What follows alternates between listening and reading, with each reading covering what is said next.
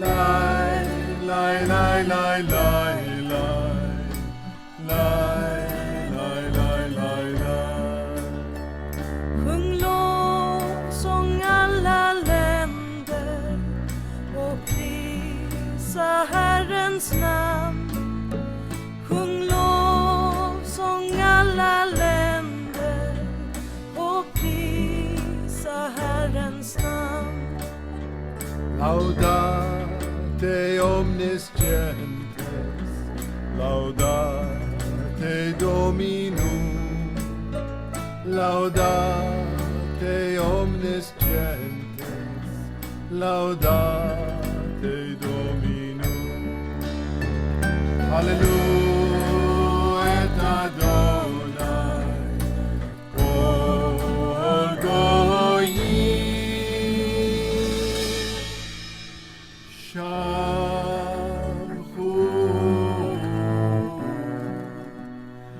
kol ha'omim.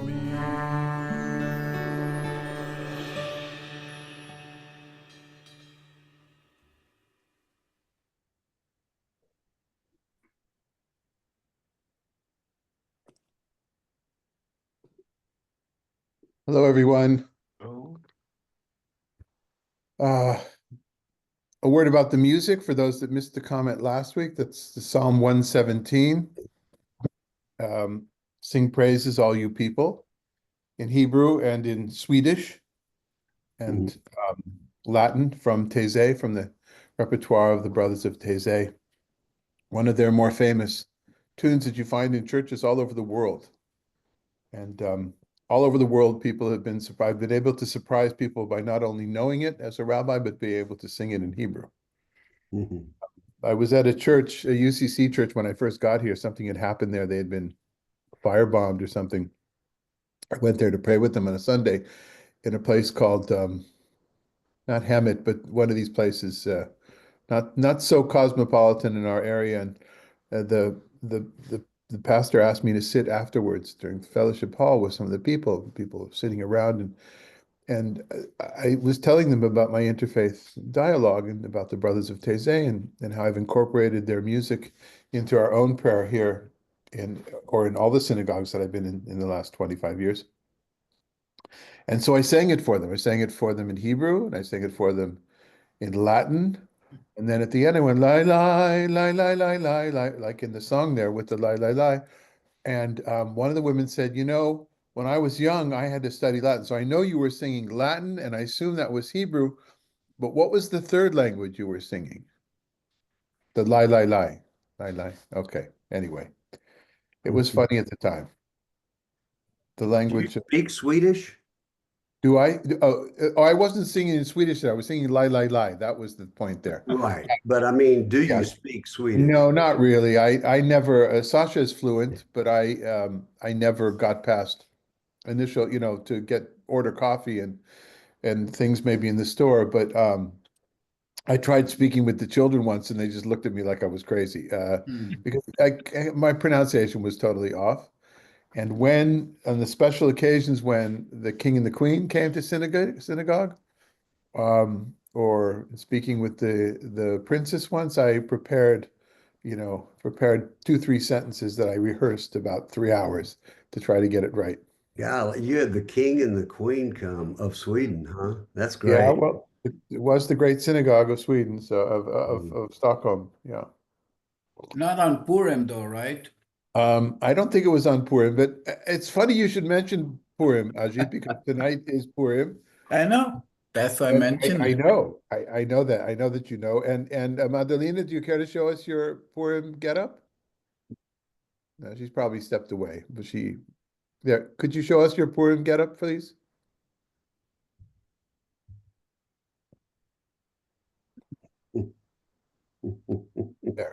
There's a custom to be masked and to dress up on Purim.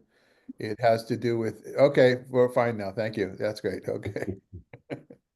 Anyway, that's the season. It's a very challenging holiday for me, I think for many progressives, because it in many ways glorifies revenge and violence done to the enemy.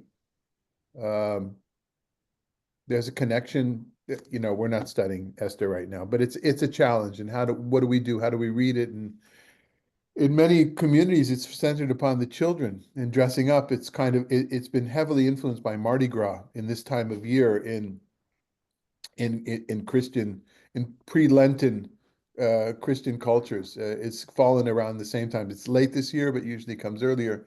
So there's a lot of that interconnectivity between the traditions, which is I find interesting and fascinating, except for I don't find this particular issue of Mardi Gras or you know, I don't find it meaningful personally from a spiritual point of view. But many Jews do, and children certainly do. And we have no children, so it's a strange out here in Palm Springs. Okay, but we're back to the final scene, yeah, the final chapters, and there's a question about the end of the book, what I'm sure we'll hear more from Steve about, whether it's part of the book or added on afterwards. But as I said last week, and again, after reading 2 more chapters in Spong in preparation, let us try to see the symbolism in what's being told here. What's the message of the narrative the way we have it, as opposed to focusing on who's more right about this or the other Gospels, or could it have happened this way, or what date it happened. The most important takeaway from last week that I had is that this has to happen on Erev Pesach, at the time when the Paschal lambs are being slaughtered, because that is the slaughter of Jesus as the lamb. Now we get to the next stage after, although we didn't finish, we had two paragraphs left. Oh, let me go I ahead. think we did read the end, didn't we? We didn't discuss Oh, it though. Oh, that's right. Okay. Well, let me get those just a second.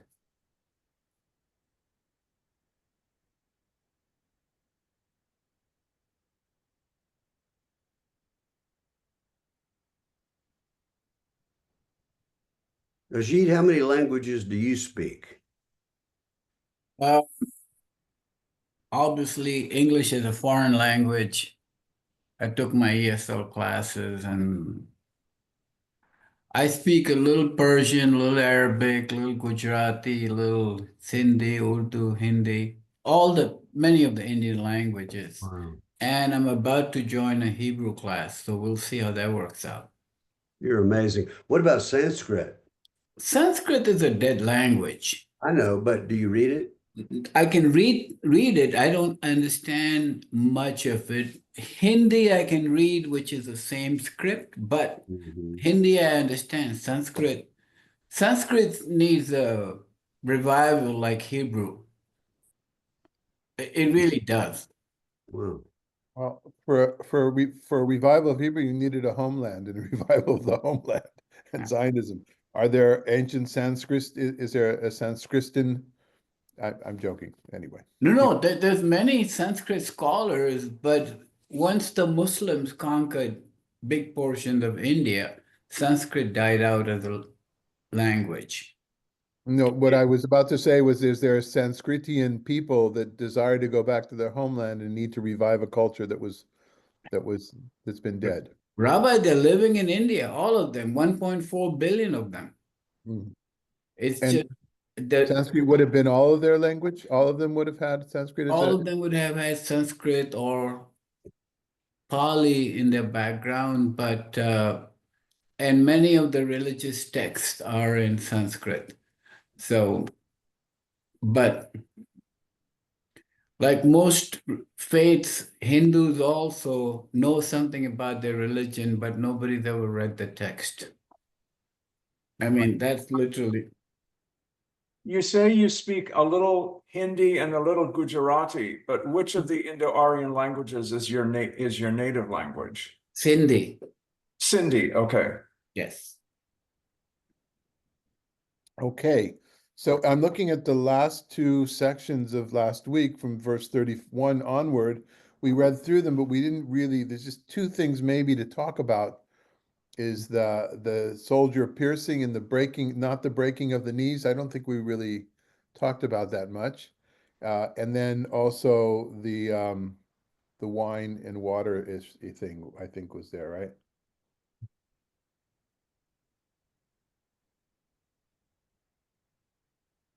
Yeah. The text itself says that Jesus died before they came up. The others needed to die quickly. It was the holiday was coming, and they would break the bones in order to get that process moving quicker. But it wasn't done with Jesus in order to fulfill that requirement that the Paschal Lamb have no blemishes and no broken bones. That's part of it. There's respect for the cadaver, the carcass, or whatever of the animal. That's translated onto Jesus as well. And then where is the bit about the wine and the wine and the water? With the spear and pours forth water and wine from his side. Right. So water and wine, I don't think we mentioned why what's the importance, the symbolism of that? Anybody? What I saw, at least Spong, is that the water and wine scene bringing us back to the very beginning of the symbols of the wedding in Cana. I don't know if that's the only interpretation that's out there, or does it reflect perhaps? Well, and it tends to be, applied in Eucharistic terms, right, for the churches. But yeah, I think that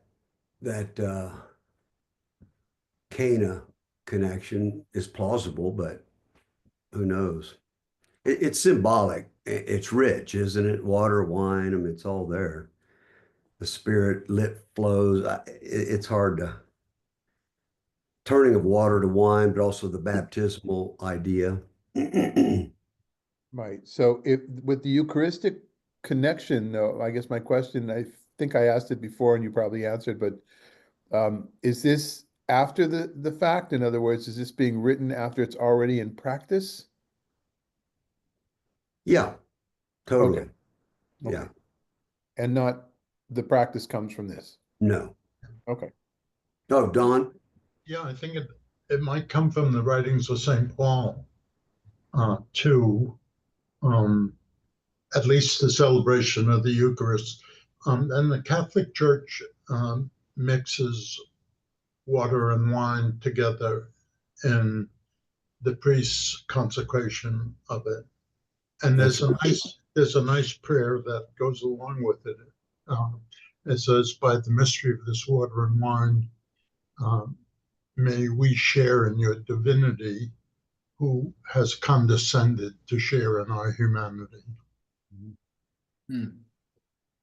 And that is based on realia of mixing water, of pouring water into wine was thought of in rabbinic times as being too strong on its own. And either they had a lower threshold or the grapes were more powerful in those days. We don't really know what. When I was in the yeshiva world, because where does this come from? Why do scholars or Jewish people that study Jewish texts even know about this? The word to pour in Hebrew, limzog, is really to dilute to dilute with water. And we know this from the text about the Seder evening. It says that you are to, people translate as you're to pour 4 cups of wine for the Seder, for the Passover Seder, but it's really you're to mix 4 cups of wine. The word mazag, so if there's anybody here who speaks Hebrew, mezig avir is the weather. It's the mixture of air. Mizug in modern Hebrew is an air conditioner, is to mix air together. Yeah.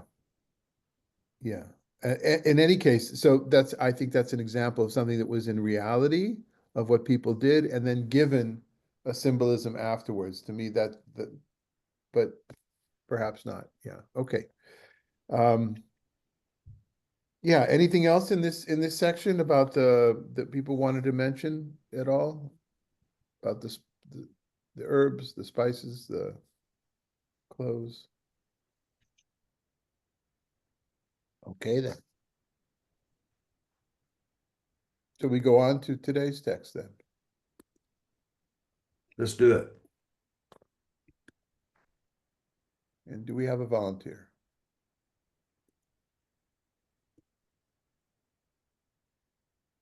People are so used to me assigning, huh? All right. Should I? Yeah, we're go good. ahead. All right.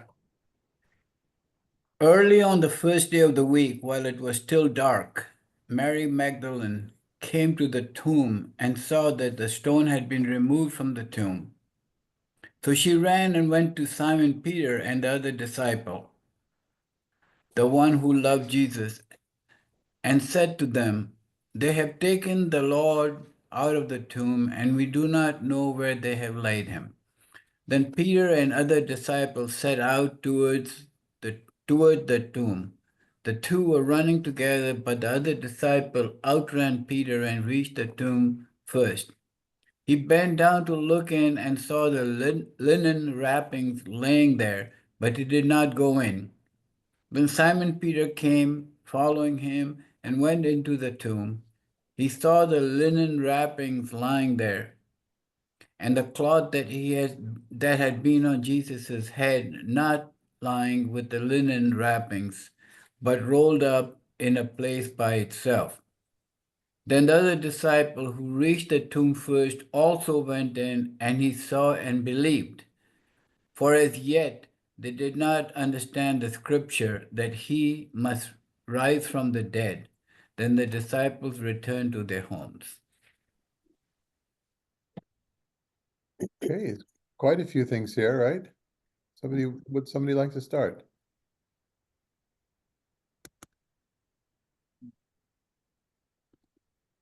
Everybody shy today. Let me ask first for the Christians amongst us who have seen this text many times beforehand, and perhaps it all gets fused together, especially since but different versions are read on different Sundays in before Easter, correct?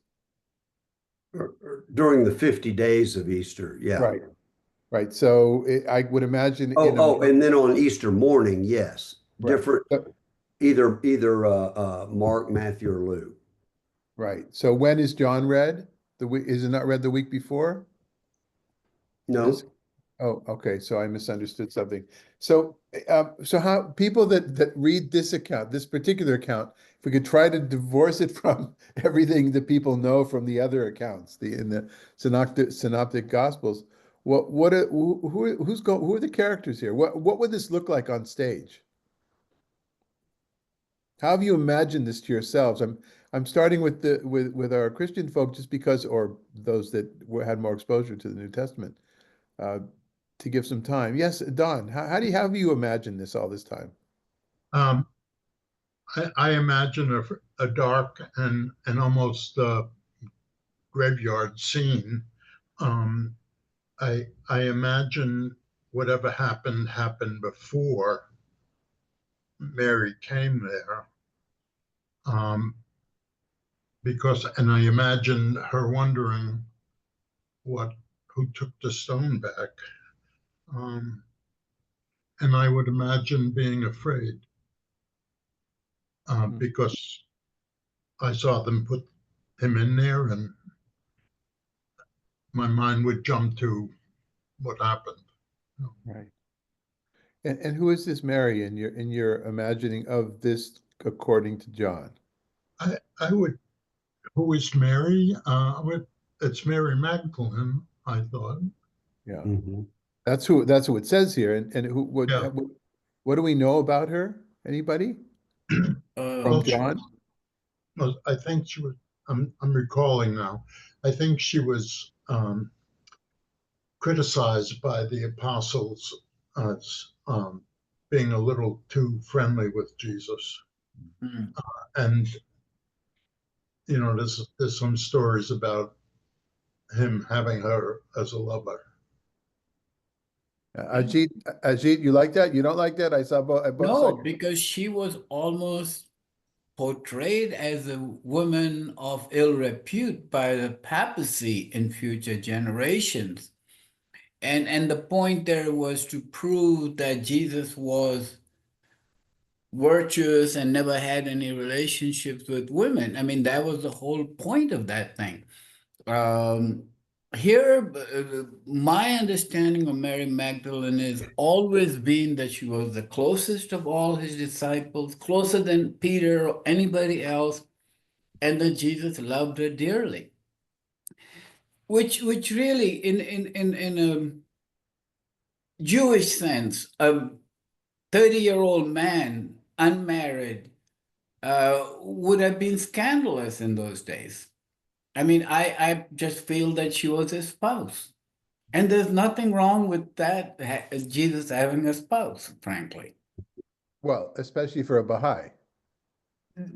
But even in if I was 25 years old and unmarried, people would start talking about me. I mean, literally, that's how it works in those cultures. Okay. You know what I found interesting was that the Jewish women were not allowed to be witnesses, and yet she is a witness, or she is the first witness to this. Mhm. I know, which is just according to the arc of the whole story, and I mean of the whole scriptures, it's kind of strange to me. Yeah, that, Unless she was his spouse, I'm sorry. unless she was his wife. Yeah. I don't see any evidence of that in the text. Hmm. But I do agree with you that he had deep feelings for her. Stephen, can I ask you a question that you might be helpful? Obviously, we know this was the last gospel in about 90. The other three gospels were written a lot earlier, and this account is materially different from the other three accounts. Wouldn't John not have known the other ones, or he dismissed them, and somebody told him that this was the true account? Wayne, are you addressing me? Yes. Yeah, I mean, that's a great question. The development of this idea, this story is, it's just fascinating. When you go back to Paul, who wrote the earliest, Christian writings, Paul refers to the resurrection almost in a formulaic way. He doesn't really, well, actually, in 1 Corinthians chapter 15, he develops the idea of resurrection as like a seed. It must die before it can become a tree, or they're two different things. And Paul also calls the resurrected Jesus a spiritual body in that chapter. And so Mark, the first gospel, which I still maintain was before the temple was destroyed, early 60s. It's fascinating that that last chapter 16, the first 8 verses, or most scholars agree, are the original section. The ending was added on that elaborates. But those first 8 verses basically have these women who come to the tomb first, and there is a messenger, or they hear from this messenger that he is not here.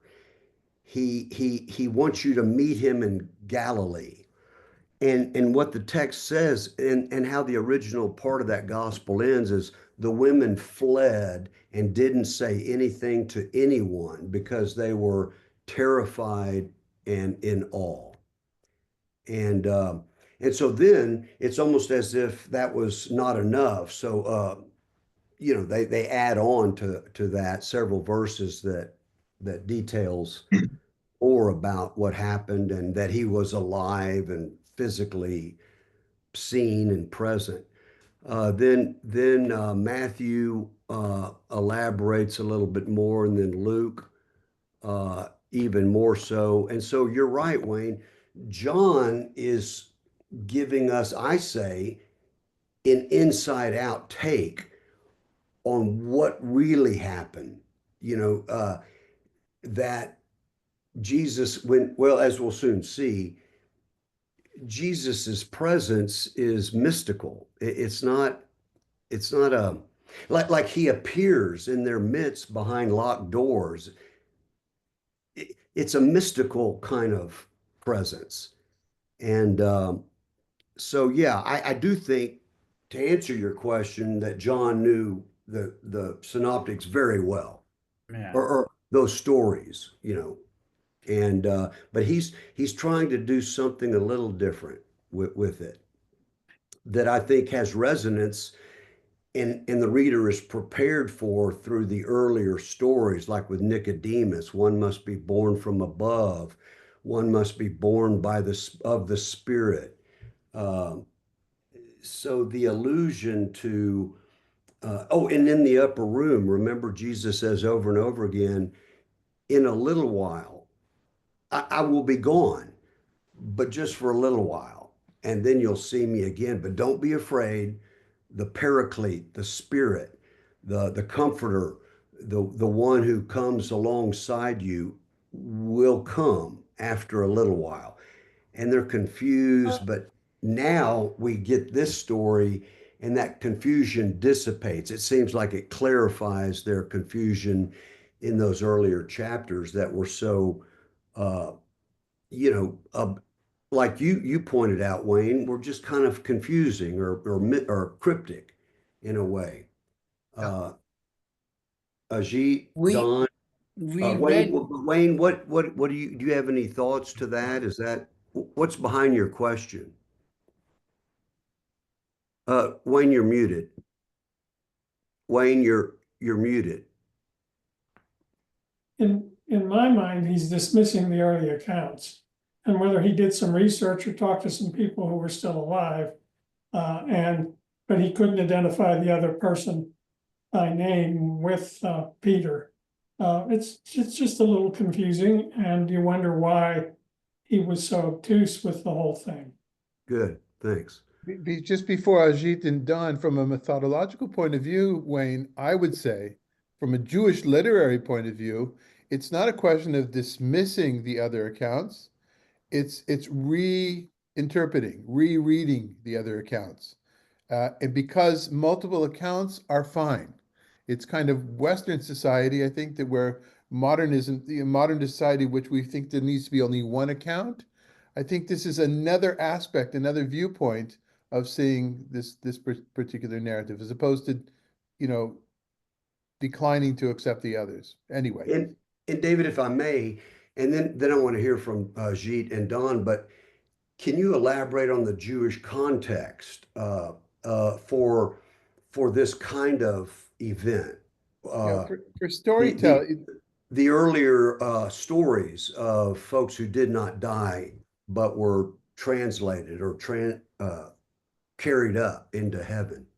So there's two parts. I'll answer your real question in just a second, but first I will add in, put my foot in the door, is that there are multiple accounts of all sorts of things that happened in biblical times, even accounts of rabbis, what they said when. There's this ability in the rabbinic thought of, at least of that part of ancient Jewish society, were able to balance, to live with multiple truths, and not to say, well, that is the only way to understand it. I know it's often presented as if, say, the Pharisees, no, you have to see it this way. That's not reflected in the Pharisaic literature that we have, for instance. Okay. As far as people that have gone up to heaven and survived, there's really only one, or not survived, but have been one is only Elijah. Moses goes up, and that's the end of it. And there's no visiting of Moses. Elijah is able to visit to this very day. Every traditional home that does a circumcision or family does a circumcision, there's a chair, at least in the Ashkenazic tradition, of the chair of Elijah. And at every Seder table, there's the cup of Elijah. All these things are because Elijah never really died. He went up in a flame of fire. Yeah, or in the chariot, yeah. So there is another character in the Bible who also did not die, and that is Hanoch, Enoch. And it says that Enoch walked with God. And so in certain Jewish circles around this time and even beforehand, in the late first millennium before the Common Era, there's literature about Enoch, lots of literature in the Dead Sea Scrolls, because he was a character who bridged the two worlds. So it's really only those two. Now, there are things where, you know, stories about Moses was shown the future, and he sat in the study house and didn't understand a thing.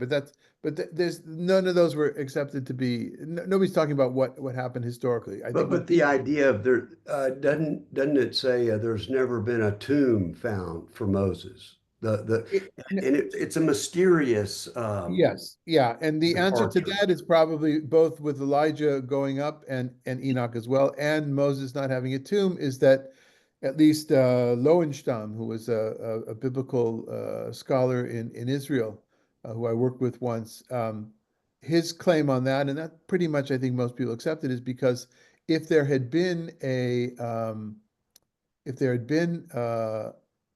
tomb, that it would have promoted the worship of the dead. People would have flocked there the way that people do amongst on various tombs in various traditions around the world, right?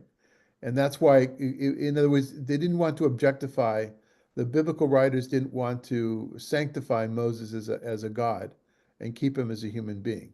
It's ironic, right? You think if there's a tomb, but if there's no place to worship, no place to make a pilgrimage to, that demotes or narrows the possibilities. Okay, Now, and Don wanted to speak. great. And then Don and you still have that thought? No, I forgot what I was gonna say. Oh, sorry. I just wanted to interject that if this is a book of signs, I think there's two separate realities at work here. And the separate reality beyond the story, to me, is hinted at in many of the little side notes that take place in this gospel. That second reality, we don't completely understand. It's perhaps, I don't want to say or use the word a matter of faith, but some of the incidents that are ascribed to Jesus and the apostles, and going into the tomb, not finding him, the face cloth, all of these to me are little clues pointing to a larger reality, a spiritual reality that I can't yet see. I know they're there, but I don't understand them. That's well said. I completely agree with what Don just said, that this is a matter of faith. In fact, we read in the gospel, Luke's gospel, Acts, where he says the resurrection was seen by people who had faith. So it is completely a matter of faith. And I think a lot of the actions of Jesus are attributed to his knowledge of the purity laws of the Jewish tradition. The contact with people, not allowing it until he goes to the Father. Not allowed to touch him in the garden, but yet Thomas is allowed to stick his hand in the side. So I think all of these, they speak to me to a greater reality that I don't fully understand, but I see hints in the Hebrew tradition and scriptures. Okay. So that's Mary, whether she was married to Jesus, as Spong would like to say, because who else would have access? Only the closest circles would have access to her. And then how about the other two characters? The angels? No, before the angels. Well, there's Peter and the disciple whom Jesus loved. Right. I'm wondering if one of them was a priest. What makes you, what brings you to say that, Don? Because they went to the tomb. They didn't enter the tomb, so that connotes a little bit about purification to me. Of a priest wouldn't want to go near a dead. Right. body. Priests are only allowed near in the vicinity of the dead if they're the immediate circle of family. But Simon Peter now he jumps into the tomb. He goes into the tomb. Uh, I can't make the connection to your question about what I can't draw any more out of myself about these two people. Now, Okay. if I could just interrupt this line of thinking, and Harold, I don't want to put you on the spot, but what's your familiarity with these texts, and what's your take?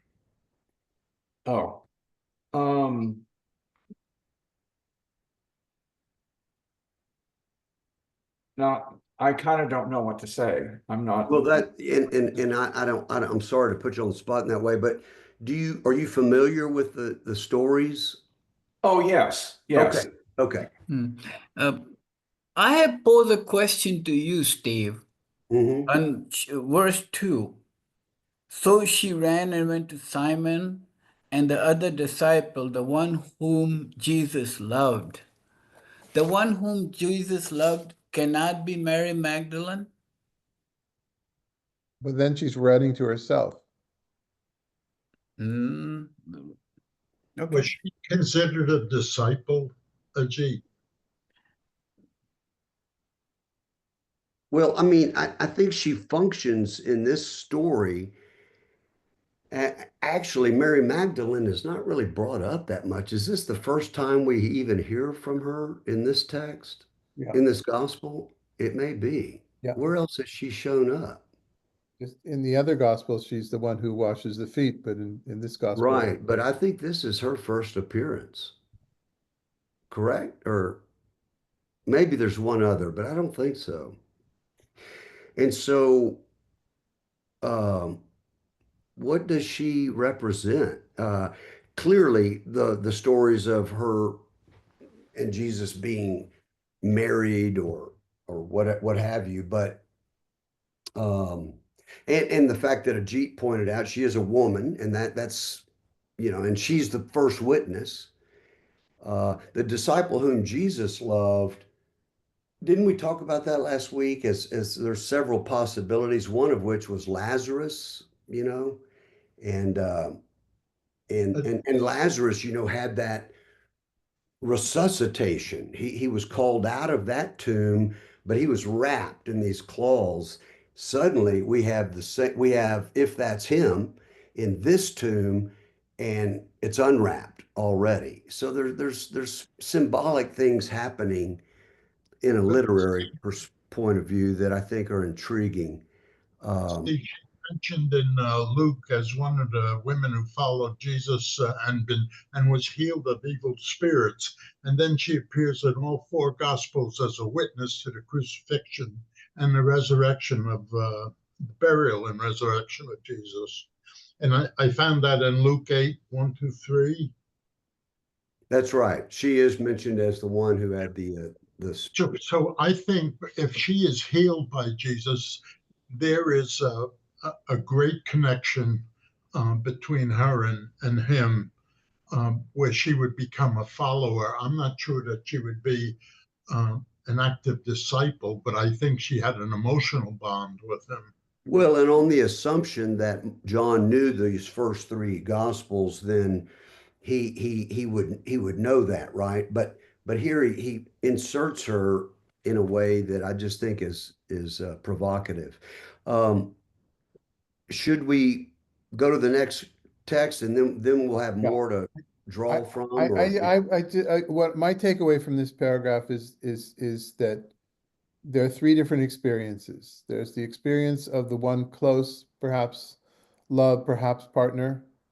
There's the experience of the disciple who we know, Simon Peter. And there's the experience of the one whose name is left out intentionally because it's not a particular person. The unnamed one, meaning the possibility for many. So to my mind, this could be the influence, the light, the love, whatever felt in the inner circle or the family, disciples, and then anyone. Well, but you bring up a great point. The disciple whom Jesus loved, as John puts it, was also at that supper, right? And it was next to Jesus, and Peter was next outside. So, and notice at the end it says the other disciple who reached the tomb first also went in. He saw and believed. It doesn't say Peter believed yet. And remember, the last time we saw Peter, he was denying, and so the plot thickens. Okay. All right. Sorry, Sasha has a comment. Go ahead. When I read about the Tachnechim being left behind there, and then the one for the head on the side, I was just wondering what's the meaning is of that. So Sasha's asking about the shrouds that are so carefully, she didn't mention, but they're carefully folded, and the ones in the head. I looked through different practices. I saw in one commentary says, well, it's well known that this is a Jewish practice. Well, it's not well known amongst scholars who study Jewish literature, not me and not any of the people I consulted. By the way, the resurrection in Jewish scholarship until like the 1980s, was almost never talked about amongst Jewish academic scholars of New Testament. Really, that's an interesting thing, right?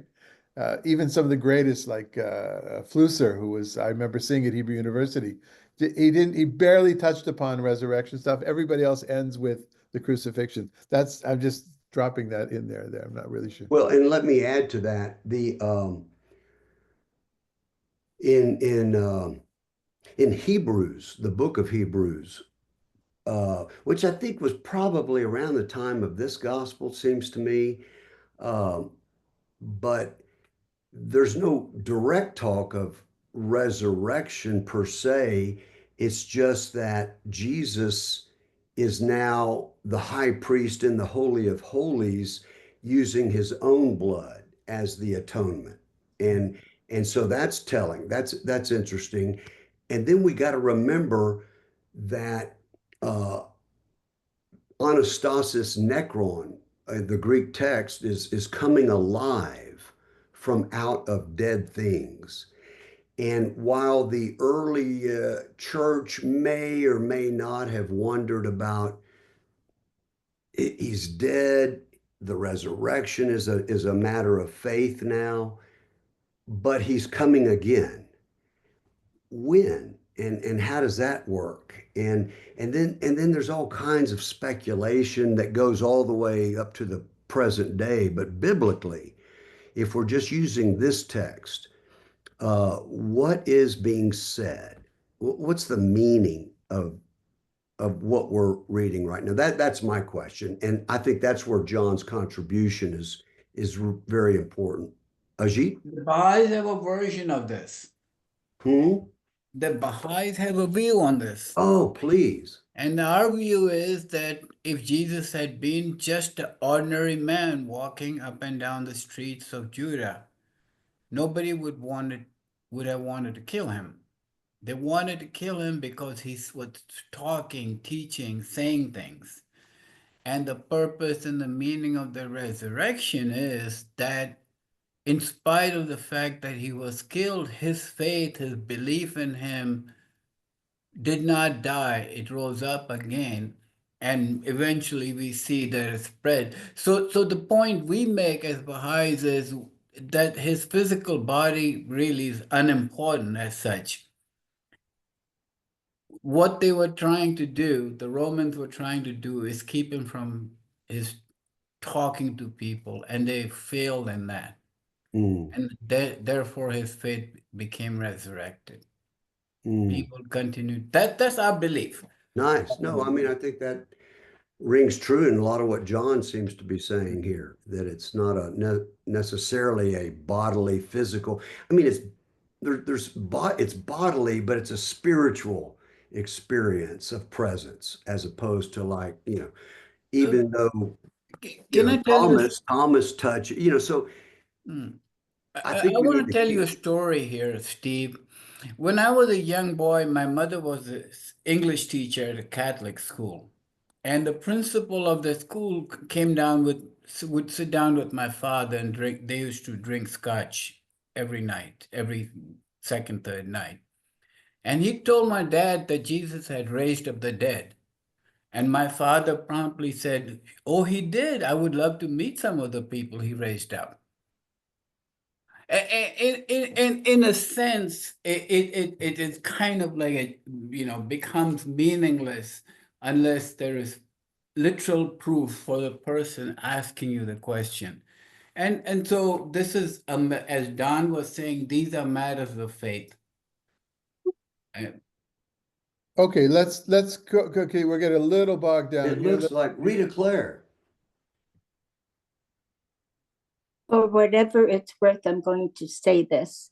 When someone very dear and close to you passes away, sometimes your mind plays tricks on you.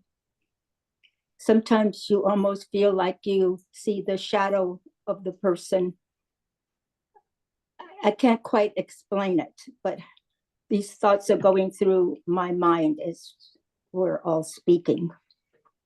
Rita Claire, while we've got you, the Jehovah's Witnesses, what's their take on resurrection? Oh, they believe everything that's written in the Bible is the gospel truth. And they take everything literally. Yeah. Okay. Okay, good. So, Rita Claire, you want to read next section for us? Oh, sure. But Mary stood weeping outside the tomb. As she wept, she bent over to look into the tomb, and she saw two angels in white sitting where the body of Jesus had been lying, one at the head and the other at the feet. They said to her, "Woman, why are you weeping?" She said to them, "They have taken away my Lord, and I do not know where they have laid him." When she had said this, she turned around and saw Jesus standing there, but she did not know that it was Jesus. Jesus said to her, "Woman, why are you weeping? Whom are you looking for?" Supposing him to be the gardener, she said to him, "Sir, if you have carried him away, tell me where you have laid him, and I will take him away." Jesus said to her, "Mary." She turned and said to him in Hebrew. How do you pronounce that in Hebrew? Rabuni. Here it says Rabuni, but yeah, Rabbi. I don't know why it's not really Hebrew Aramaic, but anyway, this is what. Yeah. Which means teacher. Jesus said to her, "Do not touch me, because I have not yet ascended to the Father. But go to my brothers and say to them, I am ascending to my Father and your Father, to my God and your God." Mary Magdalene went and announced to the disciples, "I have seen the Lord." And she told them that he had said these things to her. Do you want me to continue or? Well, let's pause there for a sec. Yeah.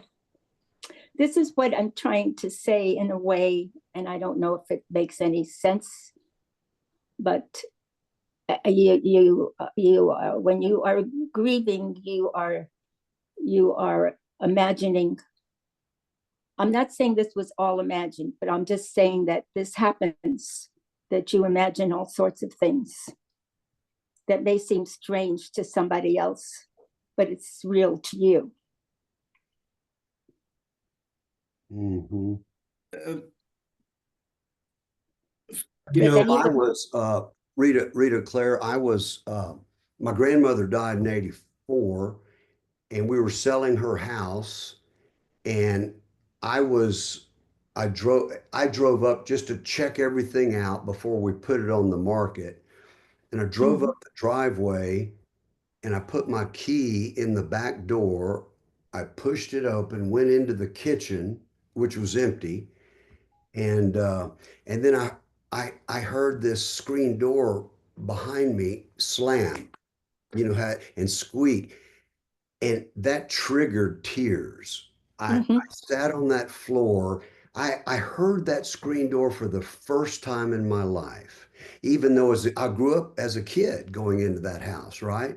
But suddenly I hear it, and suddenly these stories, I'm flooded for 2 hours on that floor. And then I went and looked at every single tree I had climbed as a boy. Her presence was palpable. Yeah. But how do you talk about that to someone? I think if I could say angels were there, if that would help, just saying I cried and had remembrances of mom is inadequate. So I have to use language somehow to capture that deeply spiritual moment for me. So I'm not saying that's what happens here, but I'm confirming what you said. And I think, that resonates. I have dear friends who lost a son, their only son, and he was my spiritual son. And that was in 2019. His dad, this past fall, climbed the mountain in Nevada or Utah where they had always wanted to climb together but never did. So he makes a pilgrimage. And when he's up on the mountain, his son starts talking to him. And I don't know. I mean, it was a dialogue, and then it faded, but he felt Riley's presence there unmistakably, palpable. And again, Riley's presence, Riley was special.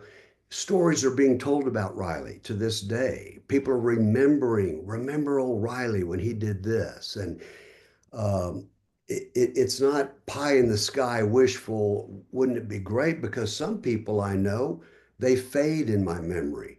Others seem to just deepen and grow, and the meaning in my life becomes more real or sturdy. Exactly. Thank you for that. Okay, and that's totally bouncing off of this text as well, right? Both of the, these two angels that are there. So again, are we looking I at? hate to be the cynic here, but that could also be individual's imagination and not have actually happened as Rita suggested it might be.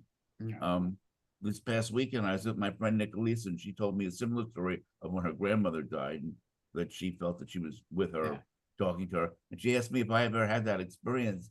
And I told her, no, not with my mother or any of my relatives, close relatives who died. And I said, perhaps because I'm too cynical. And I'm not open to that. So there's that. Richard, what would we do without that real, cynic point of view? But you do remind me of my dad died in 2016. I officiated his funeral, I gave a homily at his funeral. 3 days later, I've had 3 dreams of my father since then. The first dream, 3 days later, I'm preaching his homily, and there's an open casket, which we don't have in the Episcopal Church. But in my dream, my dad was dead in the casket, open. And then I'm talking, and then I look in the front row, and there's my dad, and he winks at me, and then I wake up. But you know what I'm saying? The mind and the spiritual reality, we can say it's all naturalism and it's all just cells in the brain. But how do we interpret all that? The visions that people have, and we're talking about, to the person having that experience, it's very real. And so to the person having this experience here of seeing Jesus alive, it's a very real experience. I mean, it really is. It's not imaginary. you can't describe it scientifically, but it's a very real experience. Yeah, Manny, I think you wanted to say something before Don. No? Okay, go ahead, Don. I just think the detail in the story is incredible. I don't understand the concept of go to my brothers. I don't know if that's his filial brother or to whom he's making reference. So I just think there's too much detail here to be an imagination run. And Don, let me just say, I also, we're out of time now, but I hope I'll have the chance next week to give my expression of why I don't think it's just subjective imaginings projected. There is something going on here that hopefully we can name that I think this story is trying to give voice to. And I think that's the second reality that I was talking about here too. Okay, so I hope we get back to it. yeah, well, I think we'll definitely get back to it. We're almost done with the Gospel according to John, and I kind of like the idea we're finishing before Easter to help those that are in their preparation, their Lenten preparation. We began with Psalm 117, in which it brings people together in praise of HaKadosh Baruch Hu, the Holy One. We need to remind ourselves that right now is the period of preparation for Passover. It's the period of preparation for Easter, and it's the month of Ramadan. And these things, the things that bring these three faith traditions together are praise, giving thanks, thanksgiving and praise, and compassion. And there's just and a real healthy respect of the text itself. And this is kind of addressing to Ajit. Can I add one more holy day in here? Please. Baha'i celebrate the 21st or 20th of March as Nowruz, New Year, the first day of spring. Nice. So Okay. Shana Tova. The same to you, Shana Tova. All right, we'll see everybody next week. Thank you for being here. And Purim Sameach to our Jewish fellows. Bye-bye. Purim Sameach.